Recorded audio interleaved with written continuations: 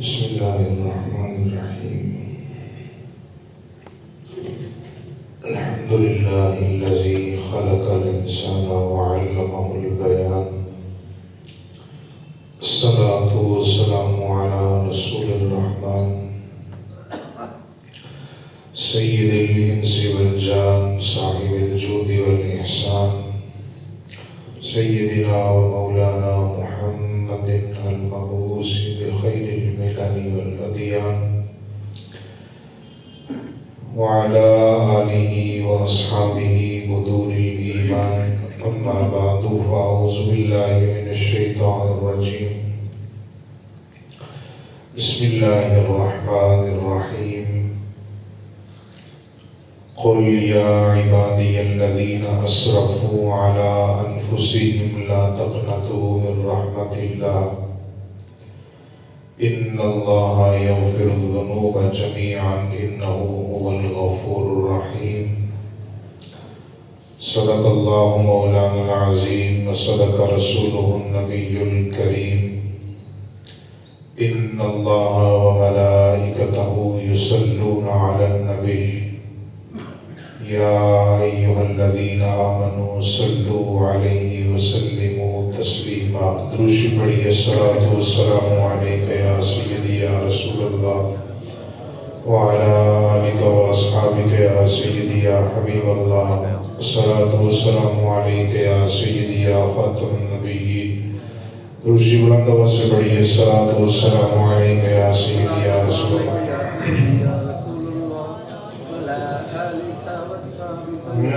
منظر فضائے دہر میں سارا علی کا ہے. منظر فضائے دہر میں سارا علی کا ہے. جس سمت دیکھتا ہوں نظارہ علی کا ہے. جس سمت دیکھتا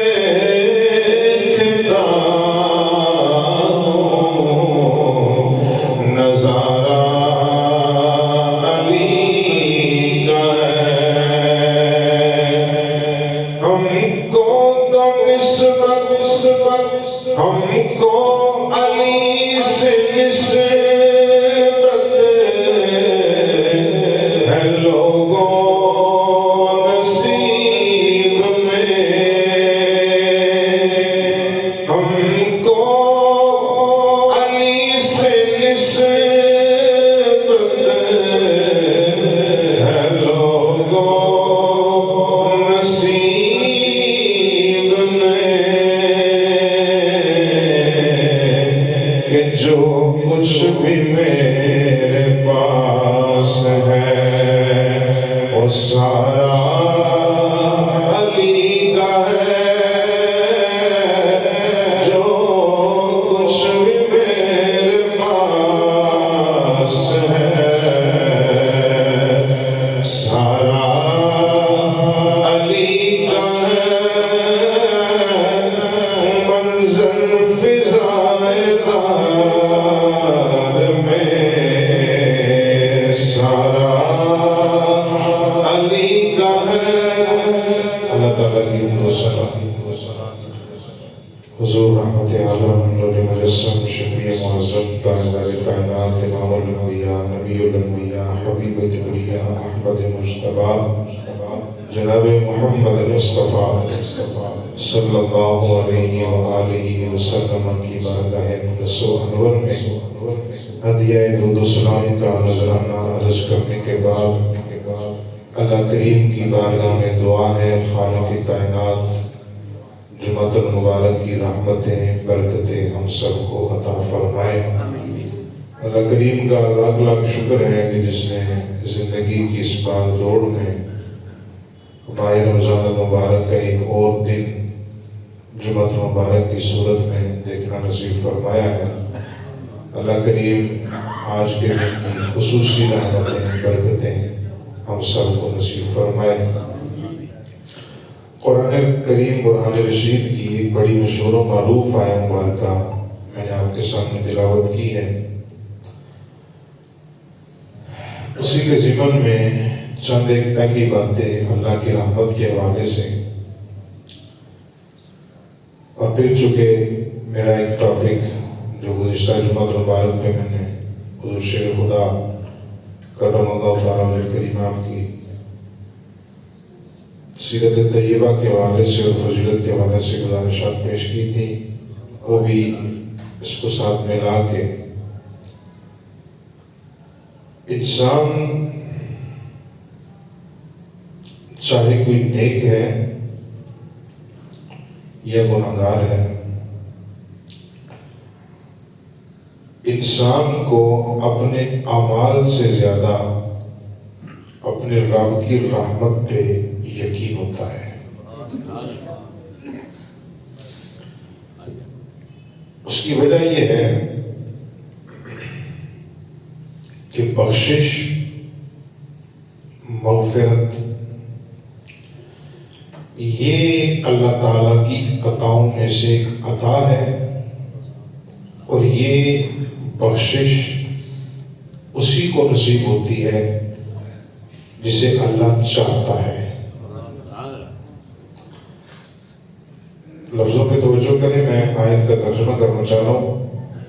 اللہ کی رحمت ہے بندہ صبح و شام قرآن پڑھنے والا ہو، نوافل پڑھنے والا ہو، ایک بھی نماز اس کی نہ رہتی ہو، بلکہ ایک رکعت بھی جماعت سے نہ رہتی ہو، روزے کا پابند ہو، اعمال صالحہ کرتا ہو، وہ دنیا سے چلا جائے، اس نے یہ جو اعمال حسنہ کیے ہیں یہ اللہ اور اس کے رسول کے حکم کے مطابق کیے ہیں۔ اس کا مطلب یہ نہیں ہے کہ وہ بندہ اپنے اعمال کی وجہ سے بخشا جائے گا۔ سمجھا کی بات کی؟ اعمال اس کے پاس ہیں، اس کے پاس نماز بھی ہے، اس کے پاس روزہ بھی ہے، اس کے پاس حج بھی ہے، زکوٰۃ بھی ہے، اعمال حسنہ سب کچھ ہے، لیکن یقیناً کوئی یہ نہیں کہہ سکتا کہ یہ ان اعمال کی وجہ سے بخشا جائے گا۔ قیامت کا میدان لگا ہو، سورج سوا نیزے پہ ہو، اب جتنے بھی نیکوکار ہیں ان سے جا کے پوچھیں کہ جناب آپ نے نمازیں بھی پڑھی ہیں، نوافل پڑھے ہیں، قرآن پڑھا ہے، دیگر اعمال حسنہ اعمال صالحہ کیے ہیں، آپ کی بخشش یقینی ہے؟ جواب یہ ملے گا کہ ہم نے جو کچھ کرنا تھا وہ اللہ کا حکم تھا، اللہ کے محبوب کا حکم تھا، وہ ہم دنیا میں کر کے آئے ہیں۔ رہا مسئلہ بخشش کا، اس کی گارنٹی ہمارے پاس نہیں۔ بخشش اس کی ہوگی جس پہ اللہ خاص رحمتوں کا نزول فرمائے۔ سبحان اللہ، سبحان اللہ، سبحان اللہ، سبحان اللہ، ماشاءاللہ۔ عربی میں نے کہا تھا نا، عدل کریں تے تھر تھر کمبڑ اونچیاں شانہ والے، تے فضل کرے تا بخش جاون میجے ایبا والے۔ یقین اور بھروسہ وہ اپنے اعمال پہ نہیں، اللہ کے فضل پہ ہے اور اللہ کی رحمت پہ ہے۔ اب دیکھیے، دربار رسالت لگا ہے، سرکار مدینہ امام الانبیاء صلی اللہ علیہ وآلہ وسلم تشریف فرما ہے، بندہ حاضر خدمت ہوا۔ میں آیت کا ترجمہ کرنے سے پہلے آیت سمجھانا یہ چاہ رہا ہوں کہ اللہ کی رحمت، حضور کی بارگاہ میں آ کر اس نے سوال یہ کیا، یا رسول اللہ صلی اللہ علیہ وآلہ وسلم، میرے گناہ بہت زیادہ ہیں، اگر میں آپ کا کلمہ پڑھتا ہوں اور آپ کی غلامی کا پردہ اپنے گھر میں ڈال لیتا ہوں، کیا میرے سارے گناہ معاف ہو جائیں گے؟ حضور نے ارشاد فرمایا کہ کلمہ طیبہ کے اندر، کلمہ اسلام کے اندر اللہ نے خوبیاں اتنی رکھی ہیں کہ پہاڑوں جتنے بھی گناہ ہوں، ایک دفعہ کلمہ پڑھ کے بندہ دامن اسلام میں آ جائے، اللہ پچھلی غلطیوں کو نہیں دیکھتا، یار کی نسبت کو اللہ دیکھتے ہوئے پچھلے گناہوں کو معاف فرما دیتا۔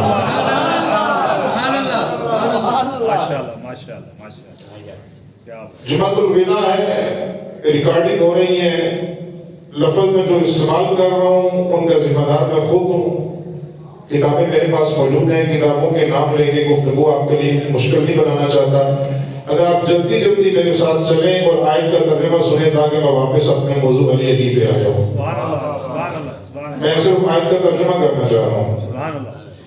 اب اس بندے نے دوسرا سوال یہ کیا، یا رسول اللہ صلی اللہ علیہ وسلم، یہ تو ہو گیا نا کہ ایک بندے نے کلمہ نہیں پڑھا، ابھی وہ دار اسلام میں نہیں آیا، اس نے پچھلی زندگی گزاری ہے، اس نے اگر کلمہ پڑھا تو اس کی اس کلمے کی برکت سے اس کے گناہ معاف ہو جائیں گے۔ اب ایک بندہ وہ ہے جو ہے مسلمان، کلمہ وہ پڑھتا ہے، مسئلہ یہ ہے کہ گناہوں کے اندر زندگی اس کی پھنسی ہوئی ہے، اعمال حسنہ وہ کر کوئی نہیں سکتا، نیک اعمال اس کے پلے ہے کوئی نہیں۔ کملی والے یہ ارشاد فرمائے اس بندے کے بارے میں کیا حکم ہے؟ اب حضور نے ارشاد فرمایا اچھا یہ بتاؤ اس بندے کے گناہ زیادہ ہیں یا آسمان کے ستارے زیادہ ہیں؟ یا رسول اللہ آسمان کے ستارے تھوڑے ہیں، بندے کے گناہ زیادہ ہیں۔ حضور نے ارشاد فرمایا یہ بتاؤ ریت کے ذرات زیادہ ہیں یا اس بندے کے گناہ زیادہ ہیں؟ یا رسول اللہ ریت کے ذرات تھوڑے ہیں، اس بندے کے گناہ زیادہ ہیں۔ آقا کونین نے ارشاد فرمایا بتاؤ پہاڑوں کی بلندیاں اونچی ہیں یا اس بندے کے گناہ اونچے ہیں؟ یا رسول اللہ اس بندے کے گناہ زیادہ ہیں۔ اب مدینے والے نبی نے مسکرا کر فرمایا چاہیے بتاؤ اس بندے کے گناہ زیادہ ہیں یا تیرے رب کی رحمتیں زیادہ ہیں؟ عرض کی آقا رب کی رحمتیں تو پھر رب کی رحمتیں، ان رحمتی وسعت کل شیء، دنیا کائنات کی ہر چیز سے اوپر جو وسیع ہے وہ اللہ کی رحمت ہے۔ آقا کونین نے ارشاد فرمایا پھر اللہ کی رحمت سے مایوس کیوں ہوتے ہو؟ اس کی رحمتیں اتنی وسیع ہیں، اتنی وسیع ہیں، تمہارے پلے ککھ بھی نہ ہو، اللہ کی رحمتوں کا سہارا لے کے آؤ، 30 روزے رکھ کے اس کی بارگاہ میں آؤ، قرآن پڑھ کے اس کی بارگاہ میں آؤ، اللہ کی بارگاہ میں سجدے کر کے اس کی بارگاہ میں آؤ، تمہارے گناہوں کو نہیں دیکھا جائے گا، وہ ایک سجدہ جو تمہیں محبت خدا میں کیا ہوگا اسی ایک سجدے کو دیکھتے ہوئے اللہ اپنی رحمتوں کا نزول فرمائے گا، پچھلے سارے گناہوں کو معاف فرماتا چلا جائے گا۔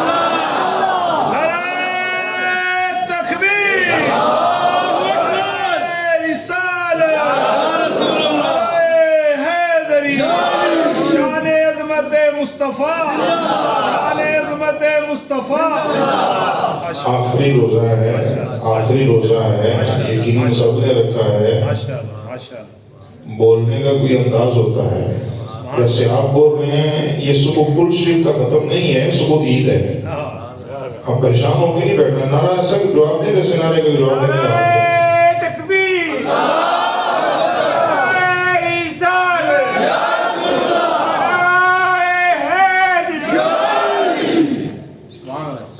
اب حضور نے فرمایا گناہ جتنے بھی ہوں گے اللہ گناہوں کو نہیں دیکھے گا۔ اب دیکھیے میں آیت کا ترجمہ کرنے لگا ہوں، یہ ساری تمہید اس لیے تھی کہ آیت کا ترجمہ سمجھا سکوں۔ اللہ نے ارشاد فرمایا قل، اے حبیب آپ ارشاد فرما دیں۔ لفظ قل کا ترجمہ کیا ہے؟ محبوب آپ پھر بولیں آپ فرما دیں۔ لوگوں نے ترجمہ یہ لکھا ہے کہ تم کہہ دے، کسی نے یہ لکھا تم کہو،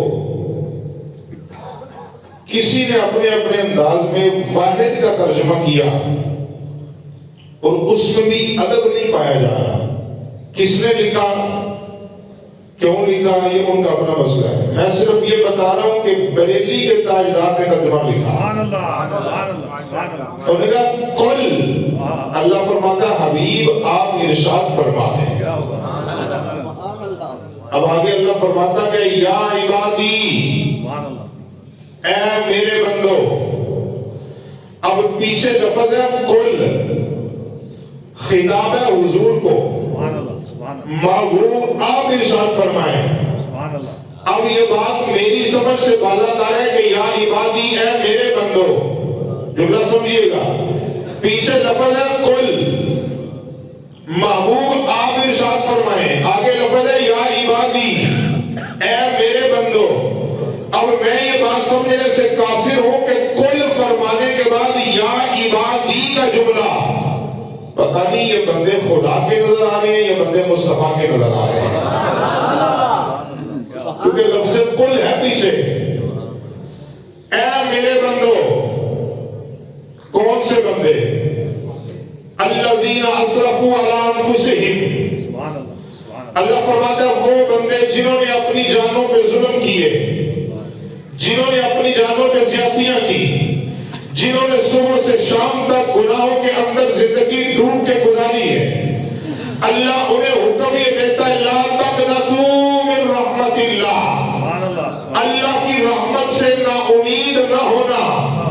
ان اللہ یغفر الذنوب جميعا، بے شک اللہ سارے گناہوں کو معاف فرمانے والا ہے، کیونکہ انہ هو الغفور الرحیم، بے شک اس کی ذات غفور بھی ہے رحیم بھی ہے. اب ترجمے کی طرف دوبارہ یہ اللہ فرماتا ہے قل، اے حبیب آپ ارشاد فرما دیں پروردگار یہ بندے تیرے، گناہگار بھی تیرے، حکم انہوں نے تیرا نہیں مانا. اللہ فرماتا ہے قل، حبیب آپ ارشاد فرمائیں پروردگار تو اس بات پہ قادر ہے، اپنے بندوں سے کلام فرمانا چاہے تو ڈائریکٹ بھی تو بات فرما سکتا ہے، یا عبادی کہہ کے اپنے بندوں کو خود بھی بلا سکتا ہے. اللہ یہ لفظ قل قرآن میں بار بار لگا کے محبوب کی زبان رسالت سے جملے کہلوانے کی ضرورت کیا ہے؟ اللہ فرماتا ہے یہ ہے میری رحمت کا اعلان. اگر تم نے قرآن پہ غور کیا ہو تو رحمت بعد میں آتی ہے. جب ہم نے اپنی ذات کو منوانا چاہا، ہم نے اپنی توحید کا اعلان کروانا چاہا، وہ بھی ہم نے ڈائریکٹ لوگوں سے نہیں خطاب فرمایا. یہاں پہ آ کے اللہ نے فرمایا قل هو اللہ احد، حبیب آپ فرمائے وہ اللہ ایک ہے. اللہ جب تو ایک ہے، دنیا تجھے ایک مانتی ہے، تو خود بھی تو فرما سکتا تھا کہ میں ایک ہوں. پروردگار یہ بار بار مصطفیٰ کی زبان رسالت سے قل قل قل کہنے کا مقصد کیا ہے؟ اللہ فرماتا ہے میں دنیا کو مسئلہ یہ سمجھانا چاہتا ہوں دنیا والوں، جب تمہیں پیدا کرنے والا اپنی ذات کو منوانے پہ آئے تو مصطفیٰ کو چھوڑ کے اپنی ذات نہیں منواتا. تو جب تم نے رب سے کوئی بات منوانی ہو تو پھر مصطفیٰ کو چھوڑ کے رب سے باتیں تم منوا نہیں سکتے. جیسے اللہ اپنی ذات منوانے کے لیے مصطفیٰ کا وسیلہ درمیان میں رکھتا ہے. لوگوں تم نے اگر کوئی بات منوانی ہے تو بات منوانے کے لیے زہرا کے بابا کے نام کا وسیلہ درمیان میں رکھ کے مانگا کرو. مصطفیٰ کے نام کا صدقہ مجھ سے جو بھی مانگو گے تمہیں عطا فرما دوں گا.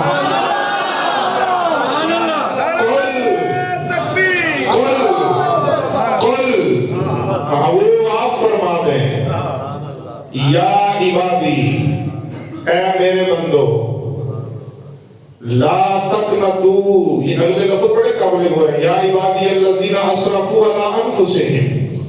اللہ فرماتا ہے حبیب اے ان لوگوں سے فرما دیجئے وہ بندے جنہوں نے اپنی جانوں پہ ظلم کر رکھے، صبح شام گناہوں میں زندگیاں گزار رکھی ہیں. اللہ فرماتا ہے لا تقنطوا من رحمت اللہ، سبحان اللہ سبحان اللہ، اللہ کی رحمت سے مایوس نہیں ہونا، نا امید نہیں ہونا. کیوں؟ اچھا یہ سوال بڑا عجیب سا ہے. اللہ فرماتا ہے میری رحمت سے مایوس نہیں ہونا. کبھی تنہائی میں بیٹھ کے سوچے تو صحیح یہ اللہ کی رحمت ہے کون سی؟ سبحان اللہ سبحان اللہ سبحان اللہ، جس کا قرآن میں بار بار ذکر ہے. اللہ فرماتا ہے کہ رحمت سے نا امید بھی نہیں ہونا. یہ رحمت زمین و آسمان سے وسیع ہے. رحمت جب گناہگاروں پہ پڑتی ہے تو گناہ نہیں دیکھتی، فوراً بخشش ہو جاتی ہے. کبھی تنہائی میں بیٹھ کے اپنے رب سے پوچھیں تو صحیح پروردگار یہ بتا یہ رحمت کتنی شان والی رحمت ہے، وہ رحمت ہے کون سی جو گناہگاروں کے لیے بھی سہارا ہے، ڈوبنے والوں کے لیے بھی سہارا ہے، زمین و آسمان سے زیادہ وسیع ہے تیری رحمت، جتنے بھی گناہ ہو اس وقت بندہ تیری رحمت کا سہارا لے کے آئے وہ سارے گناہ معاف ہو جاتے ہیں۔ اللہ ہمیں سمجھا تو صحیح یہ رحمت ہے کون سی؟ جواب قدرت آتا ہے تمہیں ابھی تک سمجھ نہیں آئی، جس رحمت کا قرآن میں بار بار ذکر ہے وہ کوئی اور رحمت نہیں، وما ارسلناک الا رحمۃ للعالمین۔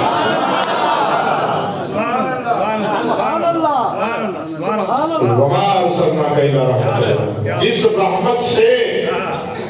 جس رحمت کا یہ لفظ غور سے سنیے، جس رحمت سے اور جس رحمت کا نہ مایوس ہونے کا حکم ہے اور بار بار سہارا لینے کا حکم ہے، اور رحمت کوئی اور رحمت نہیں، بارش بھی اللہ کی رحمت ہے، دھوپ بھی اللہ کی رحمت ہے، پانی بھی اللہ کی رحمت ہے، زمین بھی اللہ کی رحمت ہے، آسمان بھی اللہ کی رحمت ہے، اولاد بھی رحمت ہے، کاروبار بھی رحمت ہے، لیکن یہ ساری رحمتیں اپنی اپنی جگہ پہ جا کے ختم ہوتی ہیں اور یہ رحمتیں زحمتوں میں تبدیل ہوتی ہیں۔ بارش اللہ کی رحمت ہے، جب تک حد میں رہ کے برسے گی تو یہ رحمت ہے، حد سے بڑھے گی طوفان آئے گا، سیلاب آئے گا، یہ رحمت زحمت میں بدلے گی۔ ہوا اللہ کی رحمت ہے، جب تک حد میں رہے تو یہ رحمت ہے، حد کراس کرے تو یہ زحمت ہے۔ پروردگار کوئی ایسی رحمت بھی بتا جو زحمت نہ بنے، صبح بھی رحمت رہے، شام بھی رحمت رہے۔ جواب قدرت آتا ہے لا تقنطوا من رحمت اللہ، وہ رحمت وہ ہے جس سے تم نے نہ دنیا میں مایوس ہونا ہے نہ آخرت میں مایوس ہونا ہے۔ وہ رحمت کون سی ہے؟ وما ارسلناک الا رحمۃ للعالمین، یہ ایسی رحمت ہے اگر تم دنیا میں رہو تو یہ رحمت اللہ پھر بھی تمہیں عطا کرے گا، اگر مر کے قیامت کے دن رب کے سامنے آؤ اللہ اسی رحمت کا صدقہ تمہیں اپنی جنت کا حقدار بناتا ہے۔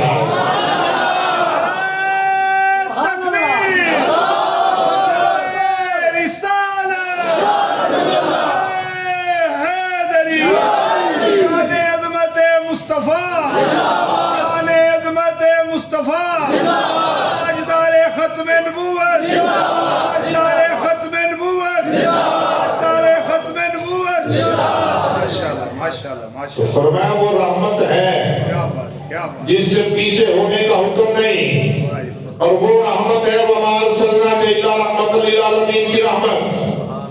اب بندے اس رحمت کا سہارا لے کے زندگی بھی گزاریں، اسی رحمت کا سہارا لے کے قیامت کے دن جنت میں بھی جائیں۔ اب اللہ اس رحمت کے ساتھ رہنے کا حکم دیتا ہے۔ جب بندے اس رحمت کے ساتھ آئے پھر اللہ دنیا میں بھی رحمت کرتا ہے، آخرت میں بھی رحمت فرماتا ہے۔ اور جب آخرت کا جملہ میں نے بولا تو میرے ذہن میں اچانک ایک بات آ رہی ہے، قیامت کا دن سورج سورہ پہ لوگوں کے حساب ہوں گے، ترازو پہ میزان پہ اعمال تولے جائیں گے۔ یہ ایک بات کرنے کے بعد ڈائریکٹ میں واپس اپنے موضوع پہ آ جاتا ہوں۔ قیامت کے دن اللہ نے لینا ہے حساب، اور یہ میں پورے یقین سے کہہ رہا ہوں کہ یہ جملے، یہ لفظ، یہ بات آپ نے زندگی میں پہلی بار سننی ہے، کیونکہ میرے ذہن میں اچانک آ رہی ہے۔ اللہ نے ہمیں نمازیں عطا فرمائی ہیں، روزے دیے ہیں، حج دیا ہے، زکات دی ہے، دیگر ہمارے حصہ عطا فرمائے ہیں۔ اگر آپ یہ بات غور سے سن رہے ہیں تو پھر اور غور سے سنیے گا۔ اللہ نے یہ جتنے بھی اعمال ہمیں دیے ہیں یہ سارے گن کے عطا فرمائے ہیں۔ 5 نمازیں ہیں گنتی کے حساب سے، 30 روزے ہیں ایک مہینے کے، ایام معدودات، یہ قرآن ہے نا، گنتی کے دن ہیں۔ نمازیں بھی گن کے عطا فرمائی ہیں، روزے بھی گن کے عطا فرمائے ہیں، حج بھی گن کے ہی عطا کیا ہے کہ جو صاحب استطاعت ہے وہ زندگی میں ایک بار کر لے۔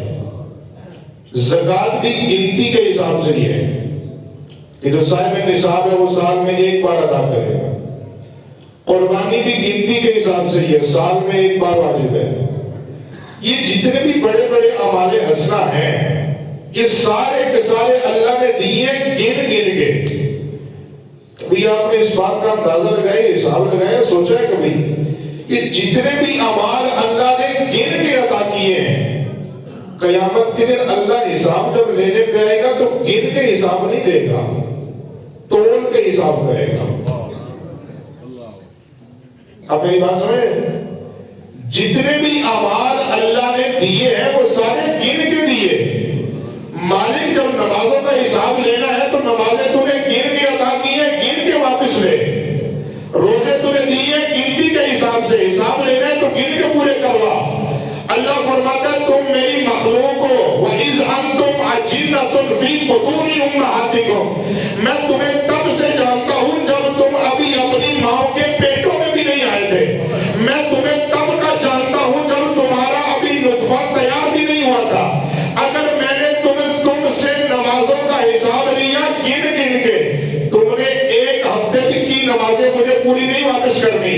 اگر میں نے حساب لیا تمہارے روزوں کا گنتی کر کے کہ گن کے بتاؤ تم نے روزے کتنے رکھے ہیں، تو گنتی بھی پوری نہیں کروا سکو گے. کیوں؟ میں تمہارا خالق ہوں، تمہیں جانتا ہوں. گنتی کے اندر تم حساب و کتاب کے اندر پورا نہیں اترو گے. تمہیں یہ ساری چیزیں گن کے عطا فرمائی ہیں. حساب کا وقت آئے گا تو ترازو پہ رکھ کے تول کے برابر کرواؤں گا. پروردگار وجہ کیا ہے؟ فرمایا اگر واپس لو گنتی کے حساب سے، پھر معاملہ آئے گا انصاف کرنے کا. پھر تمہیں نمازیں پوری کر کے دینی پڑے گی، روزے پورے لکھوانے پڑیں گے، حج بتانا پڑے گا، زکات بتانی پڑے گی. ہم نے گنتی کا سارا سسٹم نکال کے ترازو کا سسٹم اس لیے رکھا ہے تاکہ جس بندے کے اعمال پورے نہ ہوں اس کی نیکیاں گھٹ جائیں، نمازیں کم ہو جائیں، روزوں کے اندر کمی آ جائے. اس نے زندگی میں یار پہ کوئی درود بھی تو پڑھا ہوگا، اس نے زندگی میں یار سے کوئی محبت بھی تو کی ہوگی. وہ درود والا پرچہ ہم نکالیں گے، نیکیوں والے پلڑے پہ رکھیں گے. ہم فرشتوں سے کہیں گے فرشتوں اب اس کے اعمال کو نہ دیکھو، یار کے درود کو دیکھو. ہم نے یار کی محبت کی وجہ سے اور اس پرچی کے ٹکڑے کی وجہ سے گناہوں کے گناہگار کو نہیں دیکھا، ہم نے یار کی نسبت کو دیکھتے ہوئے گناہوں کو معاف فرما دیا. فرمایا اگر ہم گن کے لیتے تم نے ایک ہفتے کا حساب پورا نہیں دینا تھا، تم نے کمزور ہو جانا تھا. ہم نے کہا چلو ہم گن کے کیا لیتے ہیں، ہم تول کے لے لیتے ہیں. اور یہ بھی تو حدیث پاک ہے نا کہ جب کسی گناہگار کے گناہ بڑھ جائیں گے، نیکیاں کم ہو جائیں گی، فرشتے کہیں گے اللہ جنت میں جہنم میں لے جائیں. اللہ فرمائے گا نہیں دوبارہ تولو، دوبارہ وزن کرو. پروردگار کر تو لیا تھا، فرمایا نہیں پھر کرو. پھر حضور آئیں گے، جب دوبارہ اعمال کو تولا جائے گا تو حضور اپنی جیب سے پرچی کا ٹکڑا نکال کے رکھیں گے. اللہ حضور رکھیں گے. ایک بار تیرا پڑا ہوا درود ضائع نہیں جا رہا. میری جان میں ہاتھ جوڑ کے عرض کروں گا، کیمرے کے سامنے بھی جوڑ کے عرض کروں گا، درود پڑھنے کے لیے کسی مولوی صاحب سے مسئلہ نہ پوچھا کر کس وقت پڑھنا ہے، کیسے پڑھنا ہے. مجھے رب کعبہ کی عزت کی قسم ہے تیری نماز ضائع ہو سکتی ہے، تیرا ایک بار پڑھا ہوا درود ضائع نہیں ہوگا. میں نے اتنی بڑی قسم اٹھائی ہے قرآن سامنے رکھ کے. نماز کا بھروسہ نہیں کہ قبول ہے کہ نہیں، درود جب بھی پڑھے، جس حالت میں پڑھے، زہرا کے بابا اسے قبول فرما لیتے. اگلا جملہ سنیے گا، ان اللہ یغفر الذنوب جميعا. اللہ فرماتے ہیں سارے لوگوں کے گناہوں کو معاف فرمانے والا ہے. اچھا سوال یہ ہے کہ جب اللہ نے سب کو معاف ہی کر دینا ہے تو پھر اللہ نے جہنم کیوں بنائی ہے؟ جب سب کو ہی معاف کر دینا ہے تو پھر اللہ نے جہنم کیوں بنائی؟ لمبی گفتگو کو شارٹ کر کے کرنا یہ میری عادت ہے.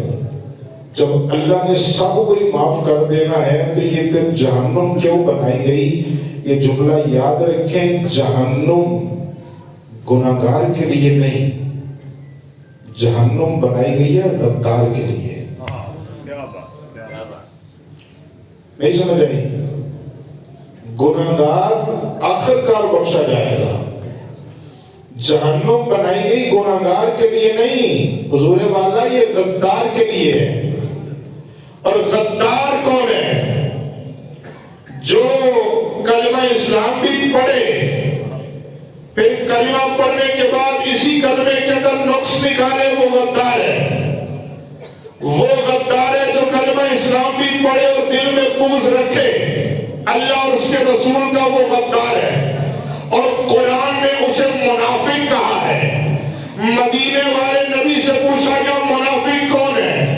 میں اپنے دوستوں کے کہنے کے اوپر اپنی گفتگو کے اوپر واپس آ گیا ہوں.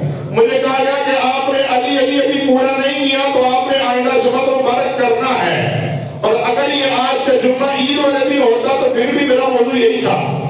اب مدینے والے نبی سے پوچھا گیا، قرآن کہتا ہے منافق وہ ہے جس کے اندر کا مسئلہ اور ہو، باہر کا مسئلہ اور ہو. مدینے والے نبی سے پوچھا گیا یا رسول اللہ منافق کون ہے؟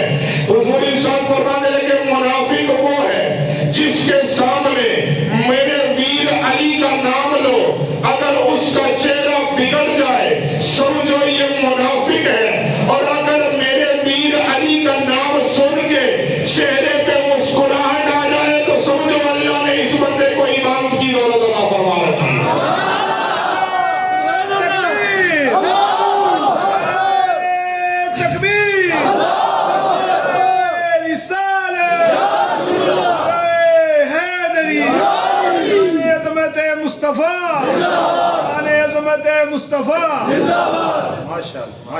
فرمایا جس کے دل میں بغض علی ہوگا وہ ہوگا منافق. اور منافق کا درجہ علماء سے پوچھئے گا جہنم میں کہاں پہ ہے. اب دیکھیے آقا کونین صلی اللہ علیہ وآلہ وسلم نے ارشاد فرمایا انا مدینۃ العلم وعلی بابھا. فرمائیے مشہور حدیث پاک ہے، کبھی آپ اس کی جزویات پہ غور کریں تو لطف آئے گا آپ کو. آقا کونین نے فرمایا انا مدینۃ العلم وعلی بابھا. فرمایا لوگوں میں علم کا شہر ہوں، علی اس کا دروازہ ہے. اور مولا کائنات حضور سے خدا سے پوچھا گیا پیارے علی یہ علم اللہ کے محبوب نے آپ کو عطا فرمایا تو کیسے عطا فرمایا؟ حضرت مولا کائنات ارشاد فرمانے لگے حضور نے مجھے یہ علم ایسے عطا فرمایا، فرماتے جیسے چڑیا اپنے بچے کو چوگ دیتی ہے، مصطفیٰ نے مرتضیٰ کو علم ایسے عطا فرمایا جیسے چڑیا اپنے بچے کو چوگ دیتی ہے. چڑیا اپنے بچے کو چوگ کیسے دیتی ہے؟ ایک مرتبہ دانا لے کے آتی ہے، بچے کے منہ میں رکھتی ہے، پھر وہ واپس جاتی ہے بچے کے لیے اور دانا تلاش کر کے لاتی ہے. انا مدینۃ العلم وعلی بابھا کا مطلب اور مقصد یہ ہے کہ جیسے چڑیا اپنے بچے کو چوگ دیتی ہے، مصطفیٰ نے مرتضیٰ کو ایسے علم عطا کیا ہے. اس کو یوں سمجھیے گا کہ مصطفیٰ اللہ سے لیتے رہتے ہیں، مرتضیٰ کو عطا فرماتے رہتے ہیں.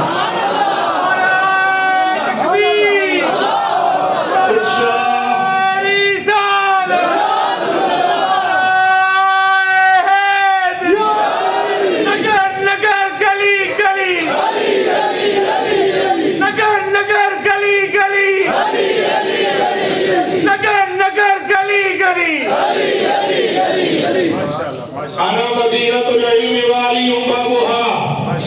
فرمایا میں علم کا شہر ہوں، علی اس کا دروازہ ہے. اب علی علم کا دروازہ کتنا بڑا دروازہ ہے، کوفے کا منبر ہے، مسجد ہے، جمعے کا خطبہ ہے.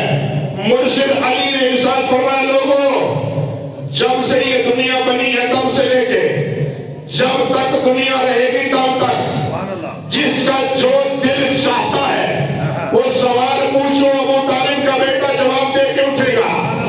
اب یہ بات اور یہ جملہ اس کائنات میں صرف دو ہستیوں نے بولا ہے، علم ما کان و ما یکون، کہ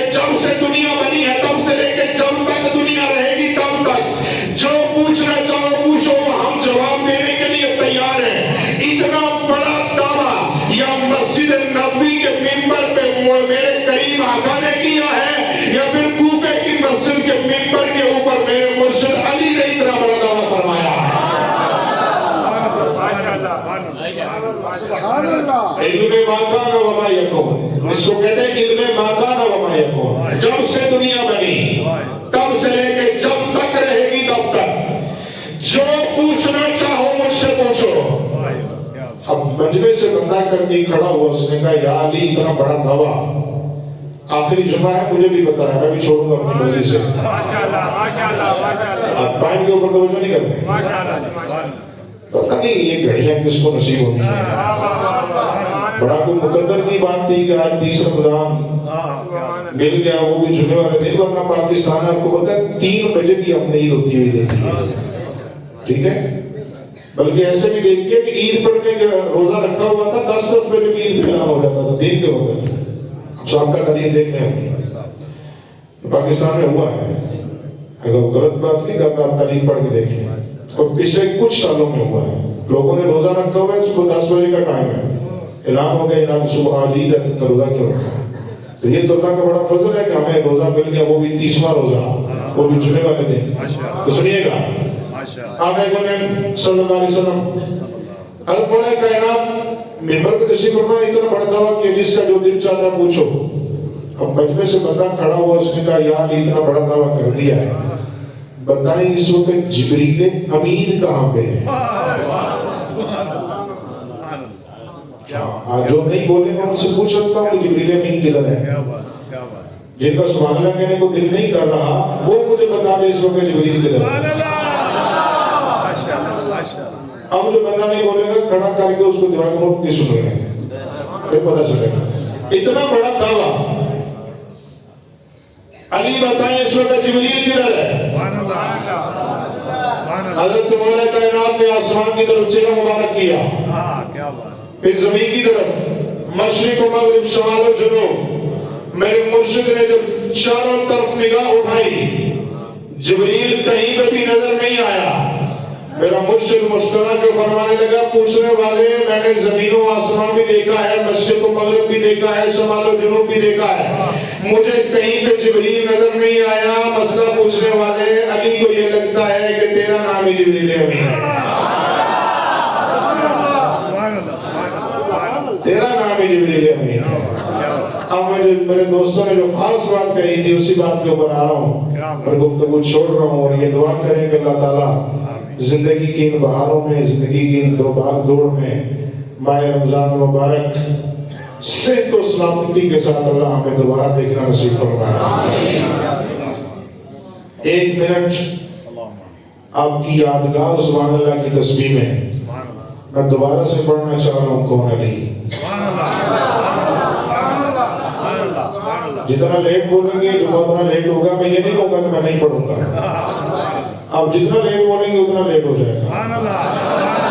मुझे दोस्तों ने कहा कि आपने पढ़ा है लेकिन एक बार फिर पढ़ते हैं, तो मेरी ये कोशिश होती है कि अगर कोई बंदा बात कहे तो उसकी बात को पूरा किया जाए। वैसे मेरा अपना दिल नहीं कर रहा था, तो जुम्मा माह रमजान मुबारक के अंदर मिल गया ना, तो फिर देखिएगा, बदर के सहाबा है 313,